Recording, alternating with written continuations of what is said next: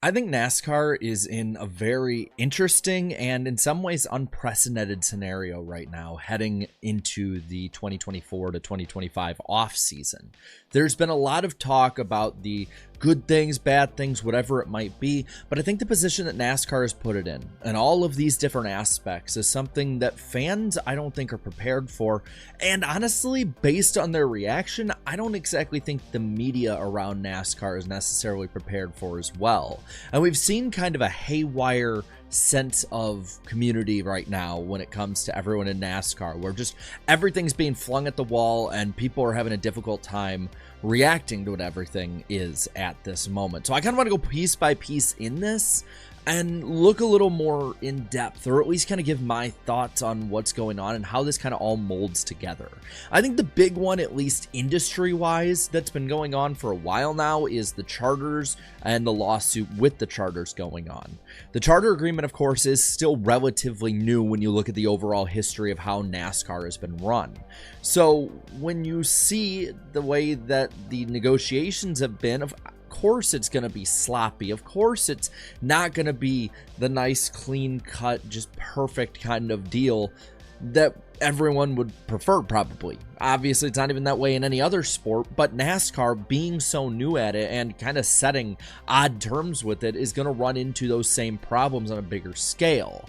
Now, this is the first time in a long time that teams have had the ability and went fully against NASCAR.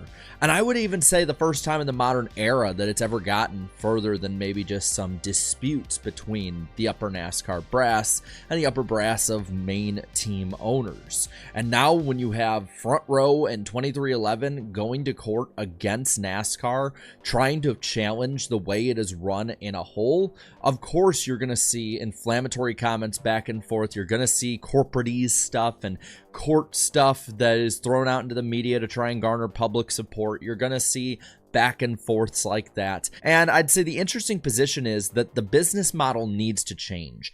Everyone has said this. NASCAR is on the cost-cutting side of it, and these teams now, I think, are more on the completely revolutionary side of it. Try and completely make something new, and those two sides don't mesh together when the teams have been cutting for a while and still not making a profit. So this is something that I think NASCAR, when it comes to big fires, has to make a big point to put out, whether it's through the courts or through actually doing some more concessions to them.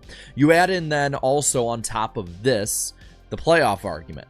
The playoffs have been inflammatory since their initial inception as the chase back in 2004, and they have only gotten more inflammatory since 2014 with the elimination style and the ensuing years that saw really big guys be taken out, really dumb things happen, objectively dumb things happen, and big controversies with them. Now, NASCAR has acknowledged a bit of the backlash and a bit of the nuance to it. Maybe not to the greatest extent. They're never going to go out and bash their own system, because it would look pretty bad to investors when they see the sport they're investing in saying, yeah, our format sucks, because not all people believe that, as I think it should be. But I think the interesting part with all of this I'm looking at here is that there is such a huge divide that is being formed in the fan base and media with this, with those who are for the playoffs as they currently are, and those on the other side who are just completely wanting it gone. Maybe wanting to go complete purist and be on the Winston Cup format side, a full season point. That's where I stand, though there's others more realistic that maybe want to move more towards the center with the chase. But either way, there is a huge schism forming in the fan base and in that media side of it. And when you see all these cracks forming with the teams, now the fan base, and even media members, that I think is something very dangerous, because you can have a lot of cracks form, but eventually stuff can start to crumble if you don't address it, and address it positively in some way, or at least show that you acknowledge what all sides are saying. On top of that too, one of the big interesting things for me, and this is partially what can fuel or maybe quell some of the issues when it comes to the playoffs, as well as looking at the lawsuit and charters, can be a big issue based on location, is the way the schedule is. NASCAR has been very fluid with the schedule, and I think they put themselves in this interesting scenario where people can start asking questions like, why are we going to here if we're able not to go over here? I think that this is one of the big positive, interesting factors in all of this, because we have needed big changes. I'm looking again here, and one of the big problems back in the day was from about 2005 to about 2019 pre-pandemic, there were very few changes to the NASCAR schedule. You could count on your hand the date changes that were significant or new tracks by any means. But since then, the list here is amazing. You've gotten the Roval, Daytona Road Course, Bristol Dirt, COTA, Nashville, Road America, the Indy Road Course, and then back to the Oval, Gateway, Atlanta being a super speedway, the Chicago Street Course, North Wilkesboro, Iowa for Cup alone before 2025, and I probably missed some big ones. There's been a lot of awesome changes and at least good experiments that have happened. Look at the Coliseum race for the Clash. So you look at all of this and how NASCAR can adapt pretty quickly, and you're realizing that they can, at least in that way, try and make some things better. Whether or not they're able to follow the whim of the people, well, that is to be determined because it keeps changing very quickly. But I think the most interesting part and the biggest add-on to all of this is fan apathy and anger. And those are two different things that are very connected and more than just starting with the letter A.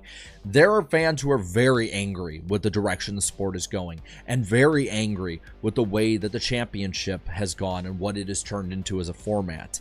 There are many, though, who have fallen away, and they fall away not through anger because of care for the sport, but instead apathy, where they just stop caring for the sport. And I think you don't really see that too much, because when people don't care, they don't comment, they don't show it. You only see those who are angry right before it.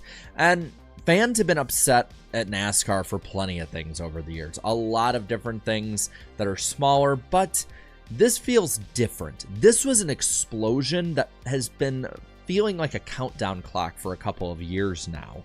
Yeah, we saw explosions after guys like Dale Jr. or Chase Elliott were eliminated from the playoffs in different years. Yeah, we saw explosions for when there was maybe unfair eliminations in the eyes of the fans, like Kevin Harvick in 2020, but I don't think we've seen something so big that it's defined the opening week of the offseason this much. 2020, at least you had Chase Elliott end up winning that championship.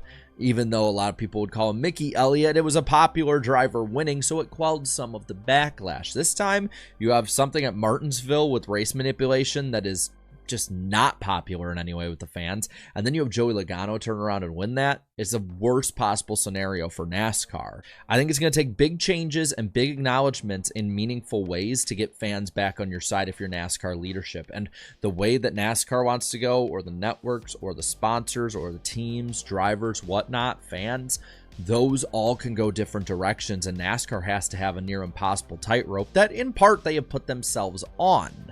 So where I'm kind of going into all of this is that all of these happening at once together, all of this is different because we don't usually see all of this men together at a peak. We see some of them peak while others are lower, or some of them be completely irrelevant before while others are peaking, but I feel like all of these are starting to peak up. And to me, I say that at least the difficulty navigating, that needs to be addressed by those talking around it. So all I'll say is this: I hope that people keep speaking their mind. NASCAR, unlike a lot of other sports, seems to at least see backlash and criticism from their fan base, and they have made moves accordingly from that. Maybe not the moves that we want, but at least have made moves. So if you say what you want, if you're respectful in conversation, which I admit we all have issues with, myself in particular, I know I have, I think that you can see some meaningful change you might want in all of this. On the same token, I think those who have the power to speak for the fans, those of you in the media, those of you who might be watching who maybe sit on the fence, and those especially who will misrepresent what fans say or cherry pick dumb comments so that they can make the rest of those talking against the basically pay line seem dumb, need to have an intellectually clear conversation about this. I don't need everyone to agree. You can disagree with what fans say or what the teams say when it comes to the charters and when it comes to the lawsuit. You can disagree with any of that, as long as there's a type of conversation to have with it, as long as it's an honest conversation. One of the things I love about doing NWP with Eric E. Stepp and Danny B. Talks is that we don't always agree on things. Sometimes we're at polar opposite ends, where one of us might like the playoffs, one of us might like the lap first system, but you can come together either to find a solution, or you can come together to at least agree to disagree and at least have that conversation. And I think more people in the media need to have that, instead of towing the company line, or worse, lying to people about what the people they disagree with say. I genuinely think a lot of the people that are actually defending the playoffs do really like it in the industry. But you can't just ignore what your client base is saying, or your client base will evaporate. So with that, I want to know what you think. What is your kind of diagnosis of where NASCAR is at? Because I think it's interesting, but I think it's very unprecedented with all of these things converging. Let me know down in the comments below. And while you're at it, leave a like in this video, share this video, and subscribe to this channel for more great and fun NASCAR content. Thank you so much to all my channel members for your continued support. It means a ton. And until next time, have a good one.